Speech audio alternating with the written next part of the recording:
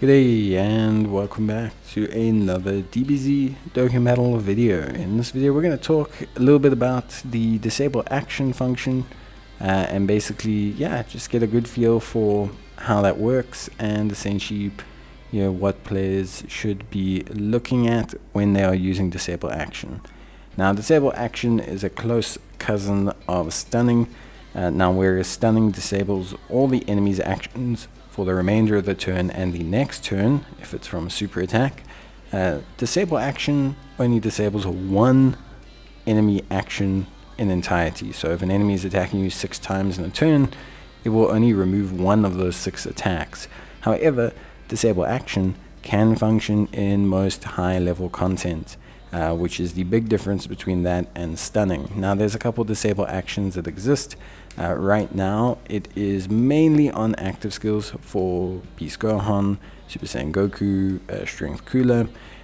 You also have a combo of the two where it's like the Super Saiyan 4 Goku and Vegeta, where they need to fire their active skill and be facing 2 or more enemies.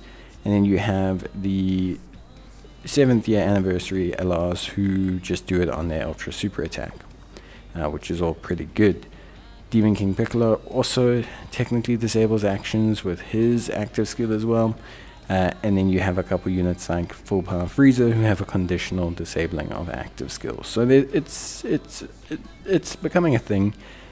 The big thing with it is essentially it can feel a bit useless, and then it can also feel really good at certain times. A big thing is to understanding when to use it, and that's more about knowing your enemy more so than about utilizing it yourself. I do think they obviously very hesitant to make this a big thing, otherwise it's just going to end up being kind of nullified like stunning is. But essentially it is, as someone put in the comment section I saw somewhere, a Walmart version of stunning, but it does have very good usability, and that comes in mainly knowing when or which attacks it will knock out.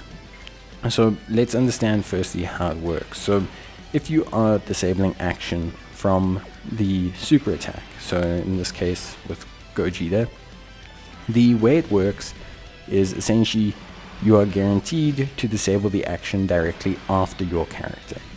So when your character fires their attack, the very first action, which you will have seen Gogeta had 1 attack from Omega Shenron after him, will be immediately disabled.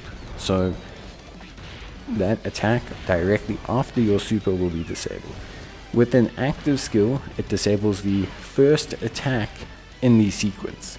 So with an active skill, if I use it, and let's say there's 6 attacks before my unit attacks in the first slot, and I use 3 active skills, it will remove 3 of those 6 attacks, and it removes them in the order they show. So the very first attack, the second, third, which means that in theory they can stop super attacks. They disable actions. They also can stop countdowns for big super attacks, like for example Omega Shenrons. What they'll do though is they won't stop the countdown itself. The game will shift the countdown to the next position. So what will happen is for example, if Omega Shenron was about to count down to 2 and you disabled that action, it'll push it to the next attack and make that a 2. So it's a little bit interesting in terms of that regard. Now, using it correctly, for me, the only correct way really to use it is to have multiple of them. I know it can be quite difficult, but when you have 2 or 3 popping off in the same turn, then it actually does come out to be quite handy, because what ends up happening is you end up reducing a lot of the enemy's attacks. And then the next way is to make sure that those who get it off their super attack are placed before singular attacks, like I did with Gogeta. But yeah, that's really it from me. Let me know what you guys think about disabling actions, and yeah, see you in the next one. Bye.